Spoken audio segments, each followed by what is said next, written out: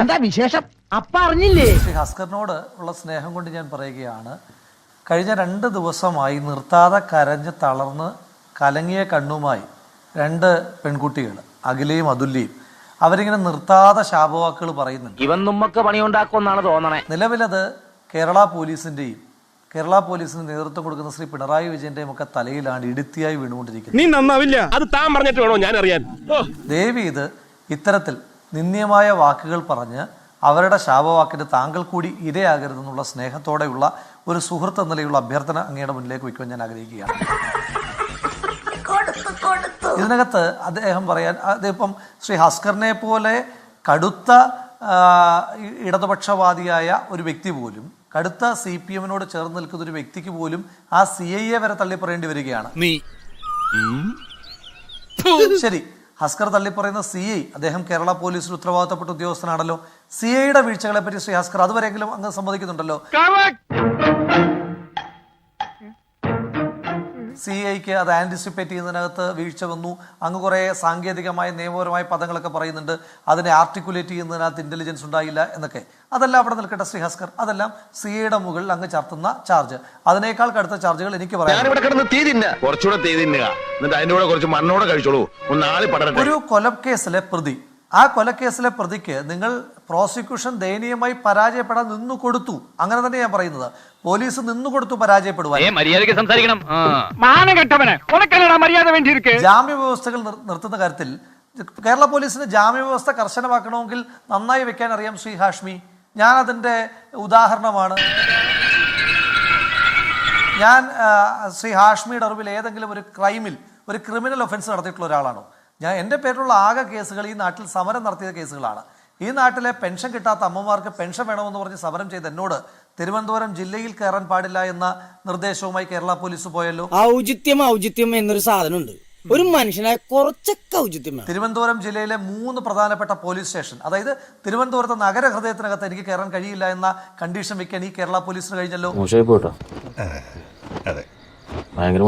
ഇനിയും ഞാൻ വിദേശത്ത് പോകുവാൻ പാടില്ല എന്ന് പറഞ്ഞിട്ട് എൻ്റെ പാസ്പോർട്ട് സറണ്ടർ ചെയ്യാൻ ഈ കേരള പോലീസിന് കഴിഞ്ഞല്ലോ.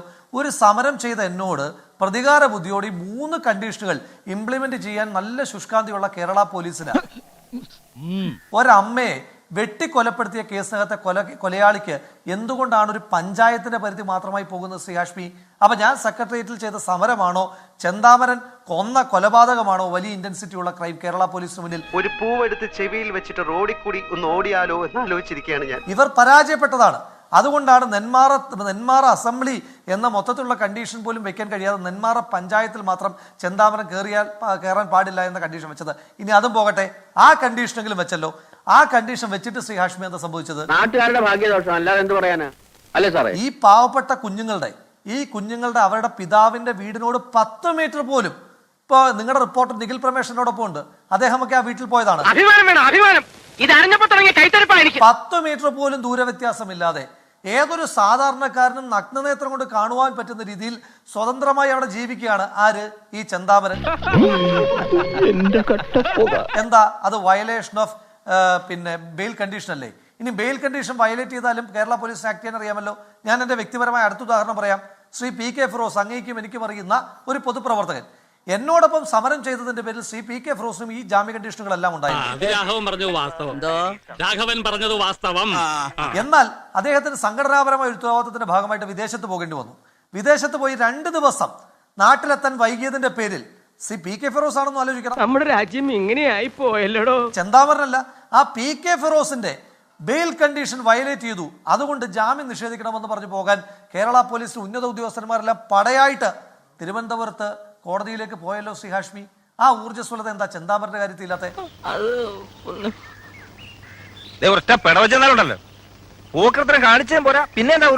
ഇനിയും ആ ചെന്താമരൻ അവിടെ താമസിക്കുമ്പോ ഞാൻ ചോദിച്ചോട്ടെ, എന്ത് ചെയ്യുക നമ്മുടെ ഇന്റലിജൻസ്, എന്ത് ചെയ്യുക നമ്മുടെ സ്പെഷ്യൽ ബ്രാഞ്ച്? ആ CIയുടെ മാത്രം ഉത്തരവാദിത്തമാണോ? ഇതുപോലെ ബെയിൽ കണ്ടീഷൻ വയലേറ്റ് ചെയ്തൊരു ക്രിമിനൽ ജയിലിനകത്ത് പോലും ഒരു നല്ല ഇല്ലാത്ത ഒരു ശത്രുവിനെ വളർത്തുന്നതെന്ന് ഞാൻ ഒരിക്കലും കരുതിയിരുന്നില്ല. ഇവിടെ പോലീസ് വീട്ടിൽ വരുമ്പോ ജാമ്യ വ്യവസ്ഥ ലംഘിച്ച് അല്ലല്ല, സ്വച്ഛന്തമായി പോലീസ് വീട്ടിൽ വരുമ്പോൾ ജാമ്യവ്യവസ്ഥ ലംഘിച്ച് ഇയാളെ വീട്ടിലിരിക്കുക. അയാൾ സ്വച്ഛന്തമായി മനസ്സിലാവുന്ന ഇയാൾ വ്യവസ്ഥ ലംഘിച്ചിരിക്കുകയാണെന്ന് തൂക്കിയാത്തറ പറ്റണ്ടേ? അപ്പോ അതാ പറഞ്ഞത്. ഓമനക്കുട്ടൻ അത് അത്ര സന്തോഷമായിട്ടല്ല പറഞ്ഞത്. അല്ല എനിക്കെന്താ സന്തോഷം? അതാ ഞാൻ പറഞ്ഞത്, ആ സിഐയുടെ പേരിൽ മാത്രമാ ഉത്തരവാദിത്വമെങ്കിൽ ഒരു കൊലക്കേസിലെ പ്രതി സ്വച്ഛന്തമായി സ്വതന്ത്രമായി ആ ജാമ്യ വ്യവസ്ഥകൾ ലംഘിച്ചുകൊണ്ട് അയാളുടെ വീട്ടിൽ പട്ടാപ്പകൽ ഉൾപ്പെടെ ഇറങ്ങി നടക്കുന്ന സാഹചര്യം ഉണ്ടാകുമ്പോൾ ഇന്റലിജൻസ് എന്ത് ചെയ്യുക, സ്പെഷ്യൽ ബ്രാഞ്ച് എന്ത് ചെയ്യുക? താനൊക്കെ പിന്നെ എന്തിനാടോ ഇങ്ങനെ ആണാന്നും പറഞ്ഞ് നടക്കുന്നേ? ഇനി ഇതെല്ലാം പോട്ടെ, ഈ കുഞ്ഞുങ്ങൾ അവിടെ ചെന്നില്ലേ ശ്രീ ഹാഷ്മി? ഈ കുഞ്ഞുങ്ങൾ അവിടെ ചെന്നിട്ട് സിംഹൻ എന്നാണ് ആ പോലീസ് ഉദ്യോഗസ്ഥന്റെ പേര്. സിംഹമൊന്നും ആകേണ്ട സാധാരണ മനുഷ്യനായ ആ സിംഹൻ എന്ന് പറയുന്ന ആളോട് പോയി പരാതി പറഞ്ഞു. പരാതി പറയുമ്പോൾ ശ്രീ ഹാഷ്മി ഇതുവരെ പറയാത്ത ഒരു കാര്യം കൂടെ പറയാം.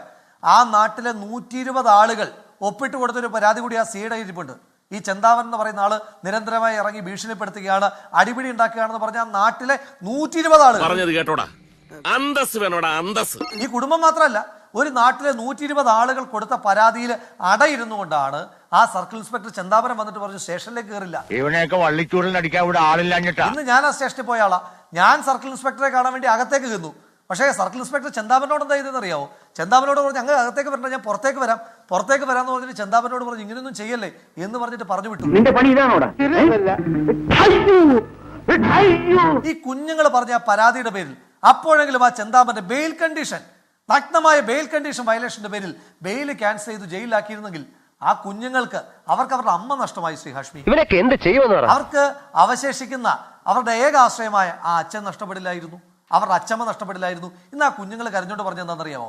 ഇന്നലെ ആ കൂട്ടത്തിൽ ഞാൻ ഉണ്ടായിരുന്നെങ്കിൽ ഞാനും കൊല്ലപ്പെട്ടേനെ എന്നാ കുഞ്ഞുങ്ങൾ പറയുമ്പോൾ നമുക്ക് എന്ത് മറുപടിയുള്ളത്? വലിയ തെറ്റായി പോയെന്ന് എനിക്ക് ഇപ്പൊ തോന്നുന്നു.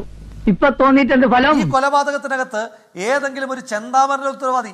ഈ കൊലപാതകം കൃത്യമായി കേരള പോലീസിന്റെ ഉത്തരവാദിത്തമാണ്. കേരള പോലീസിന് നേതൃത്വം കൊടുക്കുന്ന ആളുകളുടെ ഉത്തരവാദിത്തമാണ്. സർക്കാരിന്റെ കാര്യം ഇവിടെ മിണ്ടി പോകരുത്. അവരുടെ പരിഷ്കാരങ്ങളാ ഞങ്ങൾ ഗതികേട്ടിലെത്തിച്ചത്. ഇന്ന് ഞാൻ വേറൊരു വാർത്തയും പറയാം. ഇന്ന് വന്ന വാർത്ത എന്താ? ശ്രീ ഹസ്കർ അടക്കമുള്ള ആളുകൾ ഇനി ന്യായീകരിക്കുക. കാർണവർ വധക്കേസിലെ പ്രതി ഷെറിന് ശിക്ഷാ ഇളവ് നൽകാൻ മന്ത്രിസഭാ യോഗ തീരുമാനം.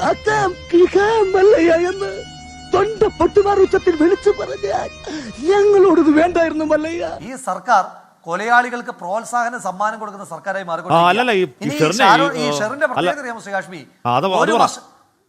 ഒരു വർഷത്തിലേറെ പരോള് കിട്ടിയത്. പണ്ടാരം പിടിച്ച നാട്ടിൽ ഇനി ഞാനില്ല. എന്തത് കൊള്ളക്കാരനാടാ. ഒരു വർഷത്തിലേറെയാണ് ഷെറിന് പരോള് കിട്ടിയത്. ബാംഗ്ലൂരിലെ IT കമ്പനി ജോലി ചെയ്തിട്ട് മക്കള് നാട്ടിലേക്ക് വരുന്ന പോലെയാ ഷെറിൻ മാസാമാസം വന്നോണ്ടിരുന്നത്. നിങ്ങൾക്ക് മാത്രല്ല എനിക്ക് നാണക്കേടാ. ഇതാ നോക്ക കേട്ട് തൊഴിൽ രുചിയ. എന്താ ഇവർ ചെയ്തുകൊണ്ടിരിക്കുന്നത്? കൊലയാളികൾക്ക് ഇവർ കൊടുക്കുന്ന പ്രോത്സാഹനമാ. രാഷ്ട്രീയ കൊലപാതകത്തിലേക്ക് ഞാൻ കടന്നിട്ടില്ല. അത് പറയാൻ പോയാൽ വേറെ ഒരുപാട് പറയാനുണ്ട്, അതിലേക്ക് ഞാൻ കടക്കുന്നില്ല. അമ്മക്ക് പ്രാണവേദന, മകക്ക് വീണവായന എന്ന് പറഞ്ഞ മാതിരിയായിപ്പോ എന്റെ സ്ഥിതി. ഒരു 6 ഇഞ്ച് നീങ്ങി ഒരു ചുവന്ന സ്വിച്ച് കാണുന്നുണ്ടോ? കാണുന്നുണ്ട്. ഈ സ്വിച്ചിന്റെ കാര്യമാണ്. ചുവന്ന സ്വിച്ച് അമർത്തിയോ? അമർത്തി.